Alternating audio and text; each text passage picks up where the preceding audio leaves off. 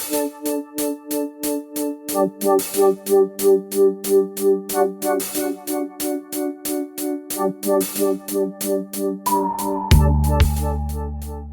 back to the Following Your Gut podcast, where health science meets clinical wisdom. As always, I am your host, Roland, and I'm happy to be with you guys today to talk about something that is rather nuanced and really interesting, even though the average association for the average person is it's something that helps you go to the bathroom. And to help me understand the nuances of all things fiber today, I have with me PhD and RD registered dietitian Derek Timm from Taiyo. Derek, thank you for being on the podcast today. How you doing? I'm doing well. Thank you, Roland. I appreciate you giving me the opportunity to be on your podcast today. Oh, I know you're such a wealth of information, and we're going to get into the nuances of fiber because the gut microbiome has never been more popular in terms of a topic with people. And your wealth of knowledge is going to be very much appreciated as we go through this podcast and delineate some of the deeper details of fiber. Before we get into the topic, though, I would love to know a little bit about your story and your background because being a PhD is not necessarily something that everyone achieves in terms of their academic credentials. So, what prompted you to want to go down the route of academia to those depths? Yeah, so my story starts at the University of Minnesota. I was a student studying nutrition and dietetics. And when I was in my junior, going into my senior year, I was just learning more about the profession and kind of exploring what more is there in this area. And it led me to actually start doing undergrad research. So I actually paired up with my former advisor, who was a renowned expert in dietary fiber, and really liked her as a person and a lecturer, and I wanted to learn more about what she did on a day-to-day basis. So I started as a student, just helping out with other PhD students and graduate students with their projects. And as I progressed through my academic journey, I decided after undergrad that I wanted to go to grad school, and that kind of started me on my journey through academia. After doing my master's, I took a little break, did my dietetic internship. I passed the RD exam, and then I went back and then finished out my PhD. And really, my studies focused exclusively on dietary fiber and its health benefits. I looked at a wide perspective of things, how it impacts the fermentation patterns, in particular the short chain fatty acid production, gut microbiome modulation. That was some of the stuff I did earlier on. I also looked at how do different fibers affect the laxative effects, the digestive symptoms, touched on satiety and just how it helps keep you full and or eat less calories, which are all very significant as in today's terms, in terms of obesity, as well as the gut microbiome and all that has come since I started, almost, yeah, getting close to almost 20 years ago. I started my journey in the fiber world. So it's kind of interesting to think back on that. After I finished school, I started out in the dietary supplement area, working at Nature Made. I did that for several years. Then I moved on to work at a medical food company and did that for several years. And for the last 8 years, I've been at Taiyo International, being the functional ingredients expert there, helping support a plethora of different ingredients, but most notably SunFiber, which is why we're on the podcast here today to talk about it. Yeah, I love when you make my job so easy in your introductory description. You kind of lay out potential path of topics we're going to talk about today. That was amazing. And your background is really admirable because nowadays, fiber is something that everyone knows that they should be getting more of and people are taking more interest. But 20 years ago, I mean, people probably just kind of, turned up their nose at the idea of becoming an expert in something so trivial. But it's amazing how society catches up with, health research and medical research as time goes on. I want to ask you to give us a little snapshot of fiber as you see it and as you describe it, because there's two major kinds of fibers from my understanding. There's soluble and insoluble. And I think it's really important that people know the difference between the two and where the sources of said fibers may come from. Yeah, absolutely. So the soluble fiber and insoluble fiber are something that has been a way of classifying fibers for a long time. And it's the way, if you look at nutrition facts or supplement facts panel, you'd see them on, you see total dietary fiber, soluble fiber, insoluble fiber. It's a way of classifying it, but it's more based on the physical characteristics. And it really doesn't touch on the physiologic benefits or how they actually behave and what benefits they have. So in a way, it's a bit of an antiquated way of looking at fibers.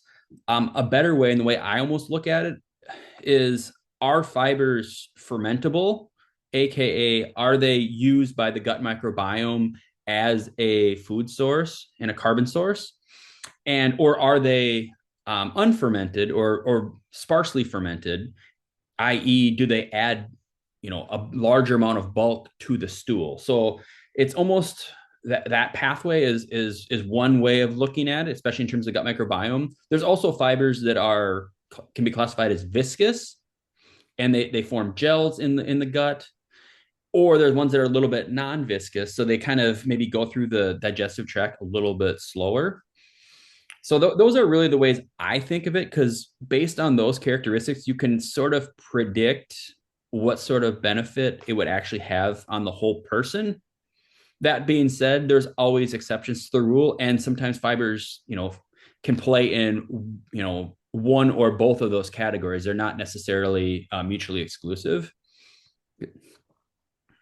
What would a classic non-fermentable fiber be a type of or an example of? So a classic non-fermented fiber, or we'll call it an insoluble fiber, would be like wheat bran. That's really your classic example of a fiber that would be in cereals primarily, is sort of how we eat it. Whether think of like raisin bran, corn bran, those sort of things. Those are going to be fibers that aren't really well fermented. They're insoluble, so they're and what they do in the gut is they actually absorb some of the water that's in your gut, and they swell a bit. And because they're not fermented, they stay intact and pass through the whole digestive tract from the stomach to the small intestine and get into the large intestine. And when they're there, what they do is that bulk and water really help form a pretty significant portion of the stool, and they really help with a stool that is bulkier, maybe a little bit softer, and easier to pass, which most people appreciate. And that might be some of the reasons why people consume a raisin bran in the morning as part of their routine. Do they do anything beneficial for the gut microbiome in a functional sense? Uh, they certainly can, and I always have to take a step back, because when we consume foods or consume a meal, we're going to be consuming a large variety of fiber or foodstuffs that it's hard to always delineate, or it's not beneficial to delineate a single fiber source with the whole holistic diet.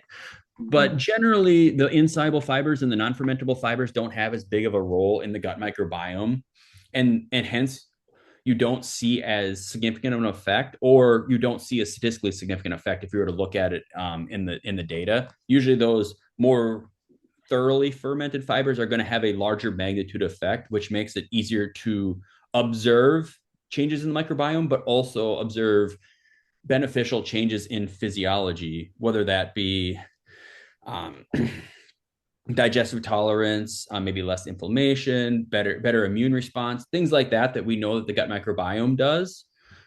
Because you have either you're just going to be providing more food for them, so you really selectively promote some of the beneficial bacteria, so they can do the good that they do in the gut. Yeah, that makes sense. I actually started using the term functional fibers for those that are fermentable, just because they become such important things. If you break apart the word prebiotic, pre is before, biosis is life. They're kind of life-giving molecules for these microbes. So, from what I'm gathering that you're saying is the purposes of the non-fermentable fibers that you may find in a variety of cereals, maybe some supplements people are taking, but you also alluded to that natural foods will have a split of these different kinds of fibers within them.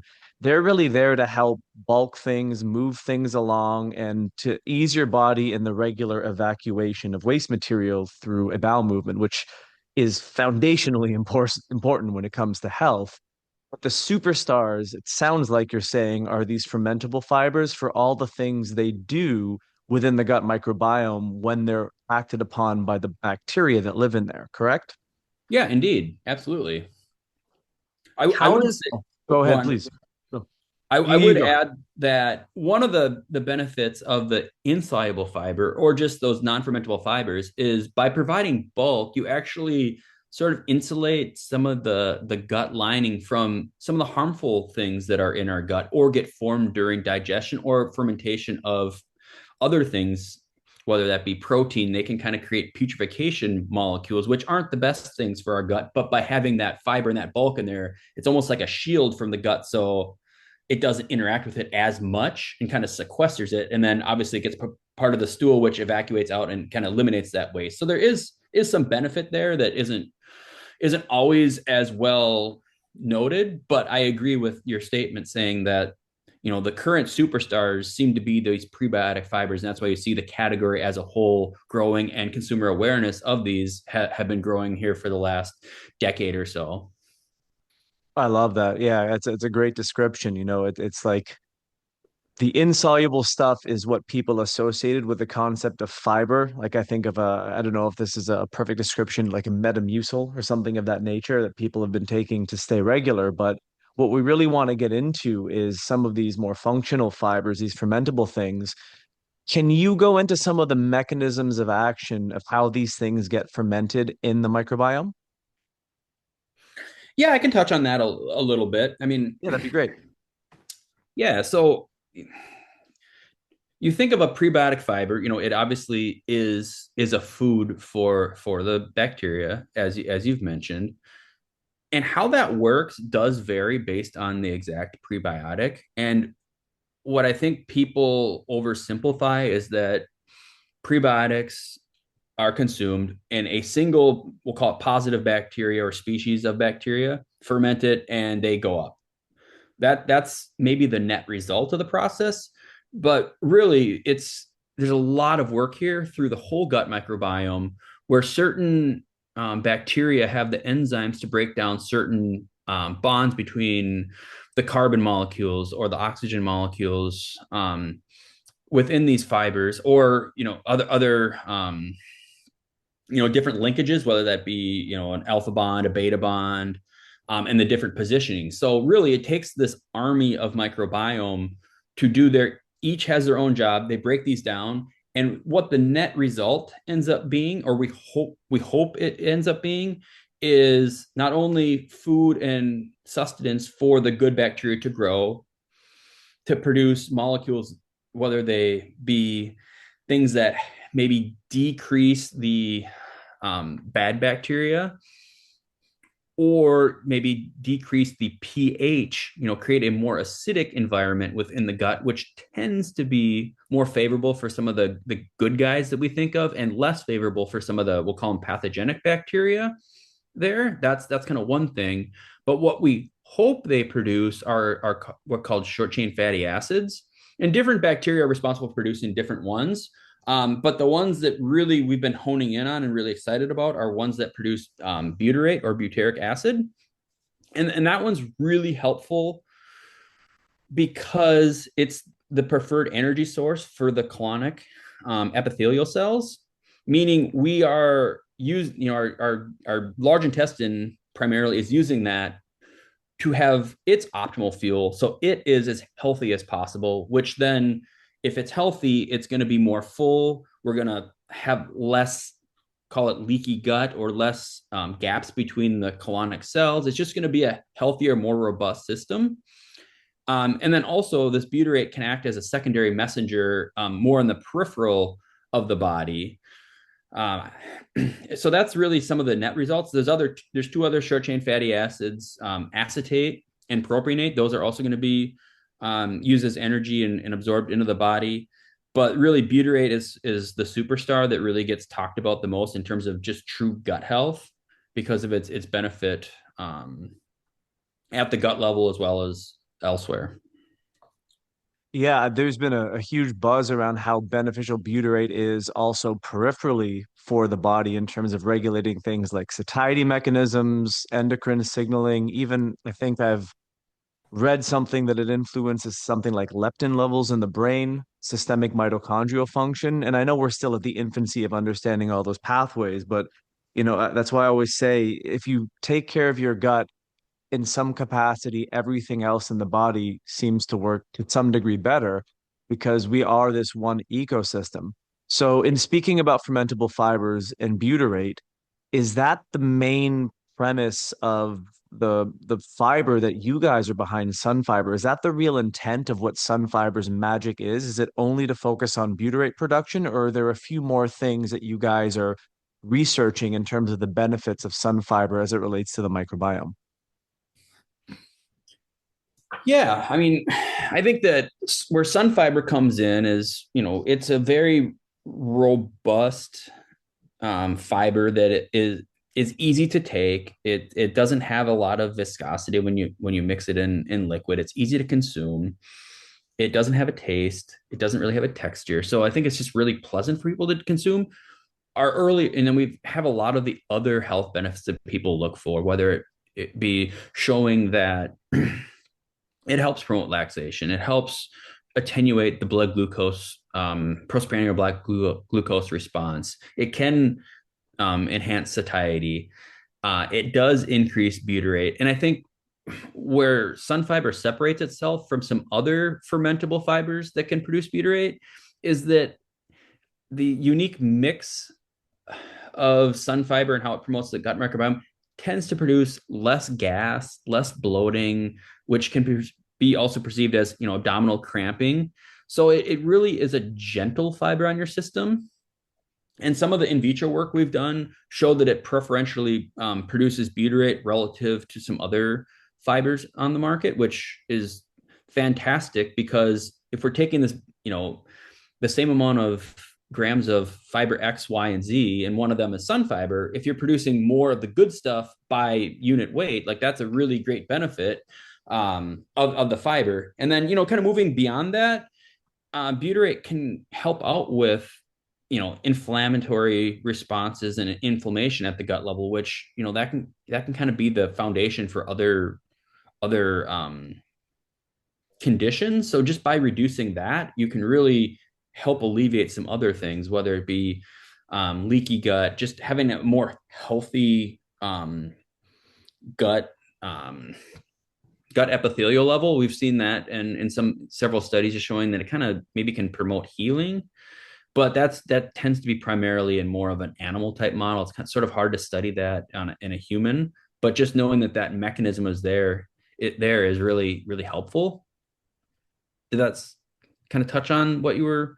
Yeah, yeah, perfectly so. I mean, again, I like that you cited that you're making inferences, so you can't make absolute claims, but logically, functionally, anytime that you can improve the health of the local environment of the gut, the lining, which is two things, it's an absorptive layer and it's a barrier, and it's sometimes not looked at as a very good barrier for obvious reasons. But anything that leaks through it creates systemic inflammation, and anything that creates systemic inflammation can be the predisposing factor to the development of chronic illness and degeneration over the course of decades. So that's really exciting that something as simple as a fiber, I should say a strategic kind of fiber, can have all of these positive benefits because everyone is suffering from some degree of gut dysfunction nowadays for a multitude of reasons. And I would assume, and this might be a hard question to answer, but you can hypothesize or however you want to pitch it. I would assume that it's a uniformly positive supplement for almost anyone or everyone who would take it, correct? Yeah, I would say the vast majority of people that are going to take the product are going to have a positive experience, and it people take the SunFiber for various reasons. And I would say for most of the typical outcomes and some things I outlined before, it delivers on that promise, and I think that's really helpful. But obviously, each person's gut microbiome and um, physiology of their gut can be different, so it's not for necessarily for everyone. But the vast majority of people should be able to consume it, have a pleasant experience, and not really think twice about it. Mhm. And you mentioned something prior about different kinds of fermentable fibers. So obviously, if you walk into a health food store, there's a ton of products on the shelf, and SunFiber is its own unique ingredient that finds its way into a multitude of different products, but not every fiber. I wanted to ask you, what is it about the chemical composition that makes SunFiber unique versus other fermentable fibers, and what might that lend itself as a benefit to having based upon what SunFiber actually is? Yeah. So, one of the other really popular prebiotic fibers that you'll see in a ton of different products, both food and supplements, is inulin or fructooligosaccharides. And what they essentially are a really long chain, long or short chain of fructose molecules bonded together in a way that our digestive enzymes don't break down, but our gut microbiome can.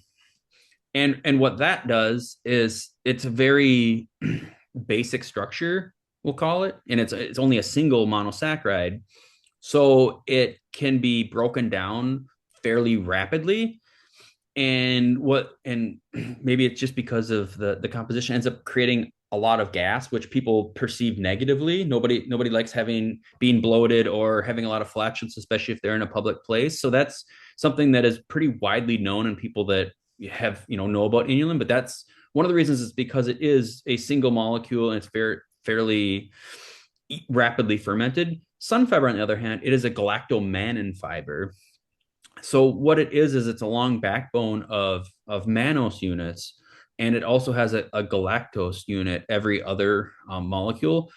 It's a long linear chain, but it does have two different monosaccharides, and it does have a couple of different bonds to break down. So if you think of it this way, it takes several more players in that gut microbiome. One person does their job, the next one does their job, and the next one does their job. So it takes longer to break it down. And then by having different sugars or different monosaccharides, you're going to have a little bit different result in transformation based upon the gut microbiome. And then, we see the net result of all this being generally more butyrate, relatively low or at least slower fermentation, which in our bodies and in people that have digestive issues is perceived as less gas, less bloating, less cramping, which is all a benefit. And I think that's why you see people tolerate it really well. And because of that, that's one of the reasons, because we don't have any, there's not a lot, there's not, there's not a lot of stuff in it. And we're able to get that low FODMAP certification too. And I think that can really separate SunFiber from other fibers or fermentable fibers on the market, because it isn't an oligosaccharide, it's a polysaccharide, it's a much longer chain. So that really is helpful for tolerance, but also just consumer understanding of why it is a well tolerated product. And I've also heard that inulin, the fructooligosaccharides, in some ways can contribute to a furthering of dysbiosis, especially when used in extreme quantities. And that might be indicated by the symptoms people are having, or, the fact that when you're feeding something on a regular basis to a pathogenic microbe that multiplies really quickly, those pathogens can actually become more problematic, although you might think you're doing something positive for yourself. I've heard that SunFiber, because of its, I think the proper term is its Dalton weight, its molecular, I guess, designation of how large the molecule is, it doesn't have the ability to be a direct food source for some of the more common pathogens within the gut. Is that true? Yeah, I would say that yes, by being that bigger, more complex molecule, which you alluded to, it is. It doesn't just take a single bacteria to necessarily break it down in high proportions and consume it. A bacteria might be able to cleave off the very end of a very large molecule and have it by itself. But that's sort of the beauty of it. You have this really long, big molecule with many different bonds. So it takes an army to kind of break it down, or it takes, several different guys breaking it down. And, so you don't have it can't be as readily consumed by, like, call it opportunistic bacteria. It really needs other people to help out to then be able to do it. So that's sort of the beauty of it. And generally, those opportunists don't play well with the other ecosystem commensals, which is also nice to hear because then you have the idea of what's called competitive exclusion. You're bolstering the microbes within your gut to hopefully crowd out and outpopulate some of the potential pathogens, which really do trigger dysbiosis. So I love that you were able to explain that and get into that. When it Mhm. comes to dosing or starting SunFiber, are there any specific strategies that you advise people? Because obviously there's a specific size scooper in a bottle. Most people say, oh, well, I'll just do the scoop, or oh, maybe more is better. What are your expert pieces of advice regarding using it as a supplement? Yeah, I think I'm going to put on my dietitian hat here a little bit. Because And you take off the PhD for a moment and go back to the RD. yeah, absolutely. Yeah. So if a person, if you look at the US, the average person in the US population is probably consuming 15 plus or minus a couple grams of fiber per day, which is at least 10 to 20 grams, depending on who you ask and who you look for, less than the recommendations. So if somebody's starting fiber fresh and they don't have a large amount of fiber in their diet, it's probably best to maybe do a half scoop for a week or two and let your gut microbiome, your gut get used to having more fiber. Because if a scoop is, let's say, 7 grams and you're only consuming 14, like that's 50% more fiber in Mhm. one scoop. Let's scale that back to 25% and do that for a week. Also, you always want to consume more water when you take fibers. That's just kind of a good general practice and rule of thumb. Plus, people tend to be underhydrated anyways, so it's really this virtuous cycle. And then, after a week or two, yeah, let's get up to that full dose to really see the full benefits of the product. So that's usually how I recommend any person doing it.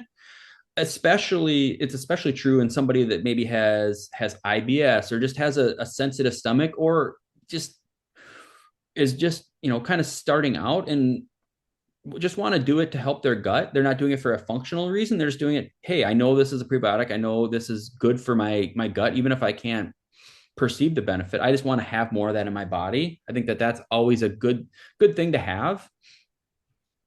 And yeah, I think a person could, if they wanted, they could do the full scoop. A person that has a kind of an iron gut and can take it all, yeah, that's fine to do.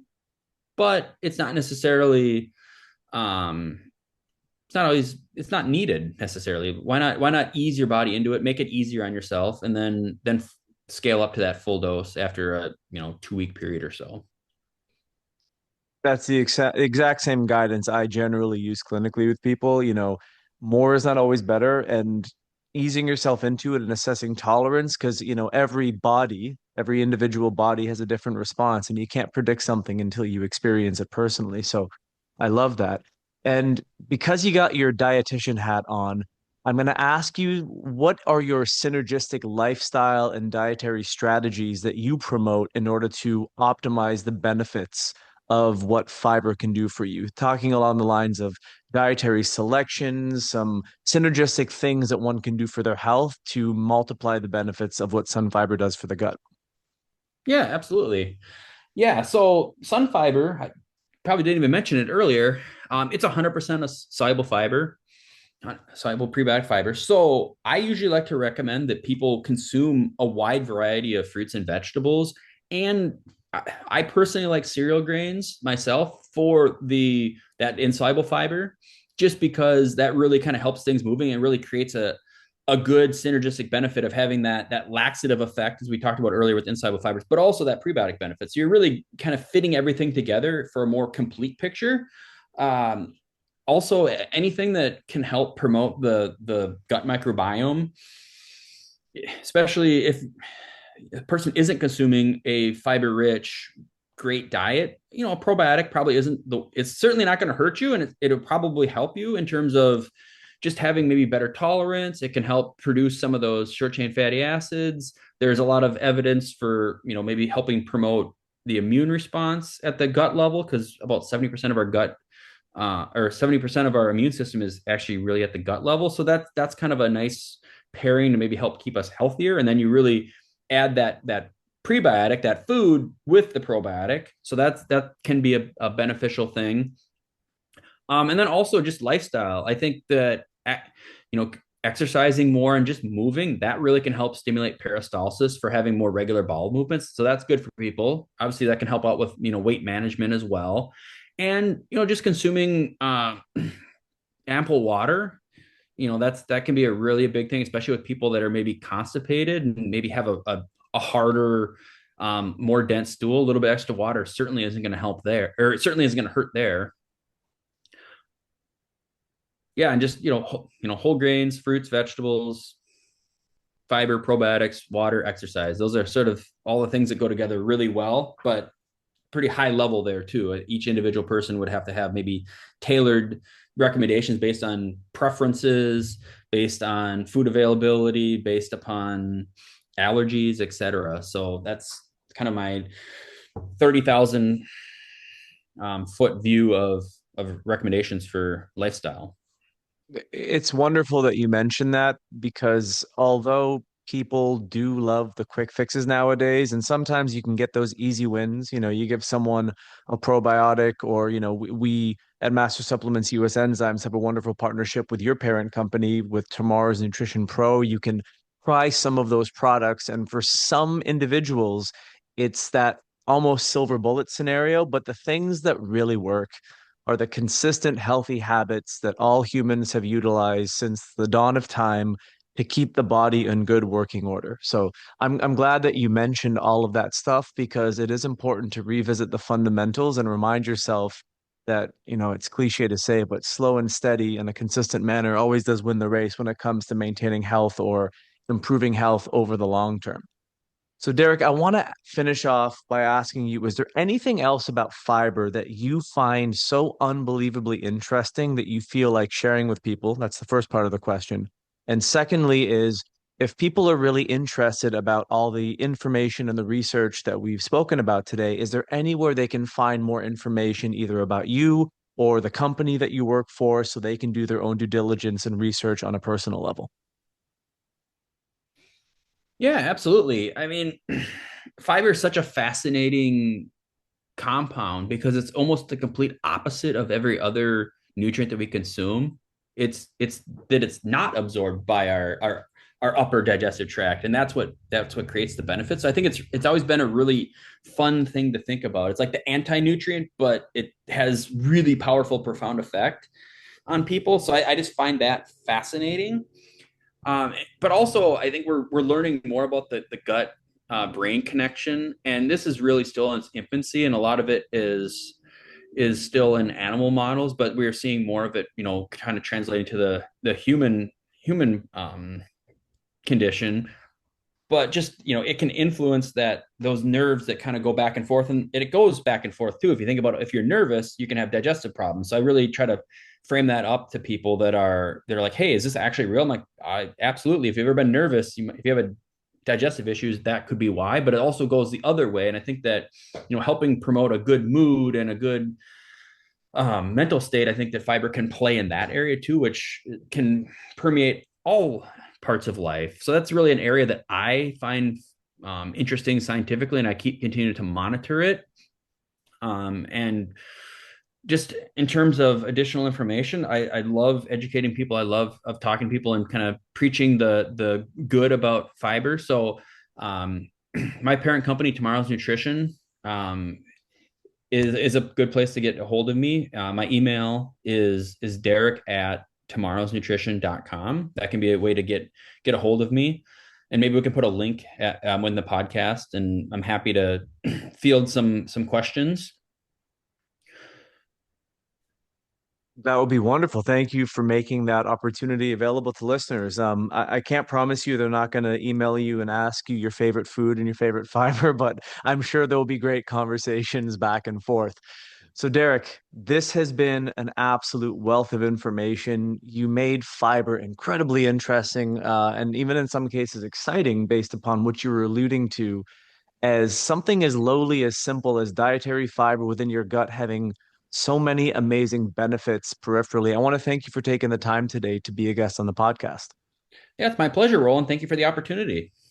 And I don't think this would be the last time we have a deep dive. I'm sure I'll have something else that hits my brain about wanting to know more about fiber, and you're going to be, speed dial one on the bat phone. So we might have to have you back on later in the year. So it's been an absolute slice, my friend. And to all the listeners, we continue to appreciate your support. Thank you so much for supporting us and doing this podcast. We really hope that we're bringing the information that you're desiring out. And we will see you and listen to you, or hear you rather, next time on the Following Your Gut podcast. Have a great day, everyone. Take care.